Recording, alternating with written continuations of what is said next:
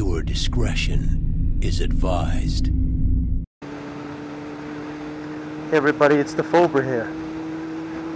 And let's see, today I'm going to talk about knowing what type of bike is right for you.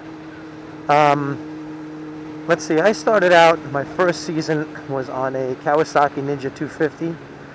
Much like a lot of riders, I owned that bike for one season. It was a great bike. And I sold it and I moved into my CBR 600, which now I'm in my third season of. So even though my 250 wasn't really a super sport, it was still a sport bike. So I've had sport bikes. And both my bikes have been sport bikes. That's my that's my point here. I have ridden cruisers. I don't like them. I really don't like much of anything about a cruiser, and I'm not trying to knock them. It's just not my thing.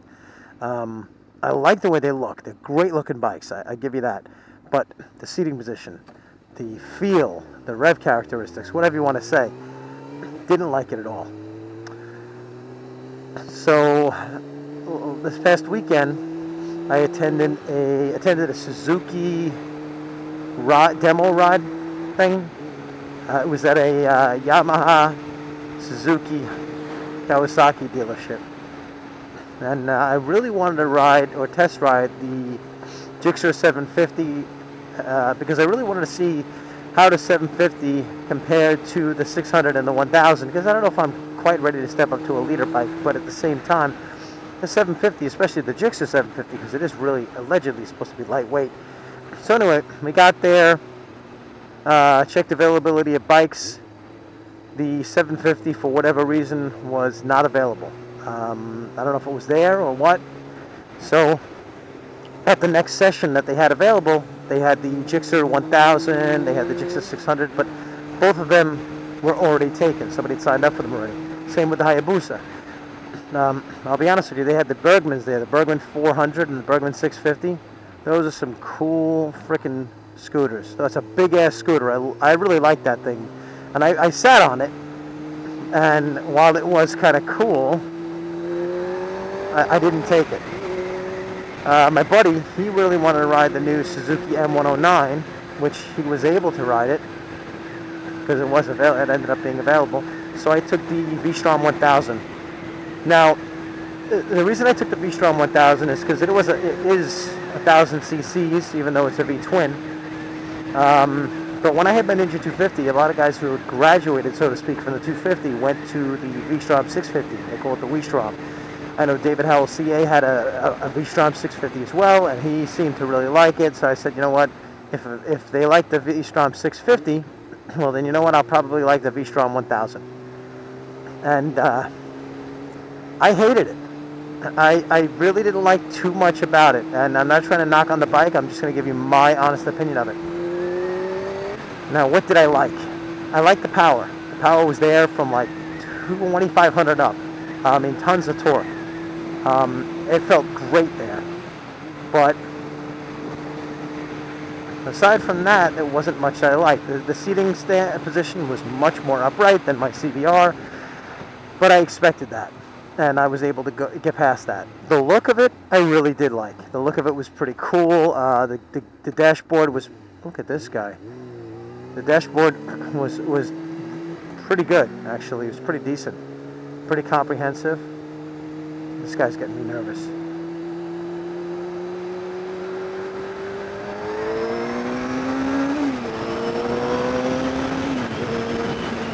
What the hell are you doing?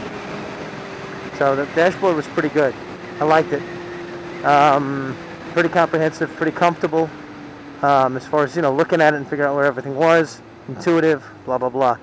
The styling of it I did like. It had the handguards in the front here. I liked them as well. But I didn't like the seating position so much. Getting on the bike, I'm 6 foot tall, and I could not flat foot this bike. The V-Strom 1000, I had like the front half of my foot on the ground.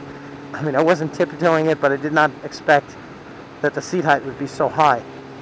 Afterwards, I threw a leg over the V-Strom 650, and it was a little better, but I guess they're just tall bikes. due to the nature. Let's see what else. The sound of it I didn't really care for. I much rather prefer the sound of a 4. I don't know, I just didn't like the sound of it, the feel of it. Alright, so there I am riding this thing, and it feels great, nice and torquey. So we get on the parkway, we go to get on, so I whack that thing, I go wide open on it from like, whatever, 3,000 up, everything's fine. All of a sudden I start feeling power leveling off, and all of a sudden, what is that? That's the rev limiter, 9,500 RPM, and I'm hitting the rev limiter. That's something I'm really not used to. You know, the CBR is a different type of bike. I said it a million times here. And all inline 4s, they don't really sign off. You don't feel that big of a power drop off. I mean, it might get a little flat, real up high, which I've never been on this bike. But never had a problem like that. So I didn't like that. And like right now, I'm just slowing down. I'm at 3,000 RPM, and I kicked it down into the next gear. I did that on the other bike, and it went right into its torque power band. It was funny. I was coming out to a turn. I figured I'd, throttle into it a little bit, and it was like, I wasn't used to it kicking up that much torque. So what does this mean? It just kind of reinforced that I'm more comfortable on a sport bike. Now, the thing is, people, tend to buy one kind of bike. Sometimes Harley guys, I only want to ride a cruiser. Well, how do you know? You ever try anything else? I've ridden my buddy's VTX 1300. I've ridden my buddy's Intruder 800. So I can actually say here definitively I don't really like the feel of a cruiser. Now I've ridden the V-Strom, and I could say I don't like the V-Strom. But until you kind of give it a chance, you can't just say I don't like it. You pigeonhole yourself on one type of bike. And like I think about what the next bike's going to be. After this in a couple of years. I do like the F4, so the F4i seems like a natural progression. The CBR 600RR is something I'd explore. I really like the way it looks. I'm curious about the if it's too much pressure on the wrists compared to this. The ZX6Rs, I really like those, and I have a buddy of mine who I wouldn't say to him publicly that I do like the ZX6Rs, always have. But I would still consider one of those, an 03 and up model.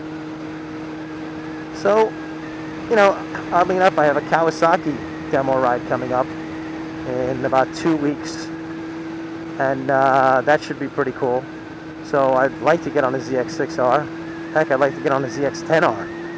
But if nothing else, how about a KLR 650 like Rebel Yell has? It'd be nice to just see. Nice to see if,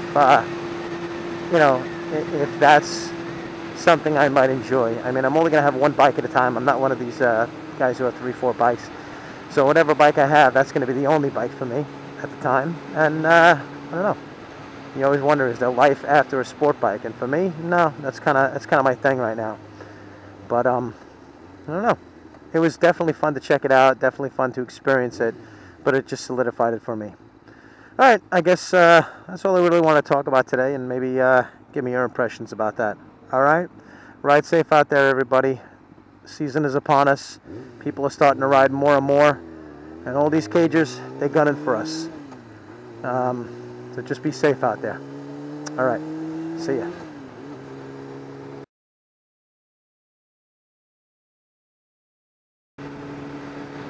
Hey, everybody. Just something quick I wanted to say. Recently found out that we lost a motovlogger. Somebody used to watch his videos. His name was CJLittos. I hope I'm saying that right. I didn't know him personally, but I really enjoyed the videos that he created. I don't know the details about what happened, but I do want to send my prayers and condolences out to his family.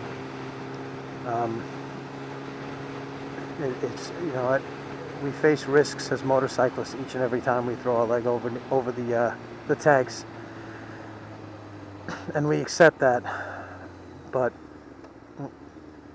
when it's somebody that you feel a connection to, and that's what we do when we create these videos, it hits a lot harder. So I wanted to send my prayers, my condolences to his family, and say that I really enjoyed his work, and that, you know, I'm really sorry for your loss. And that's all I wanted to say. Sorry to end the video on such a somber note. I just kind of, I don't know, I just kind of wanted to say something. All right, everybody, be safe out there. Ride like they don't see you, because they don't. So long.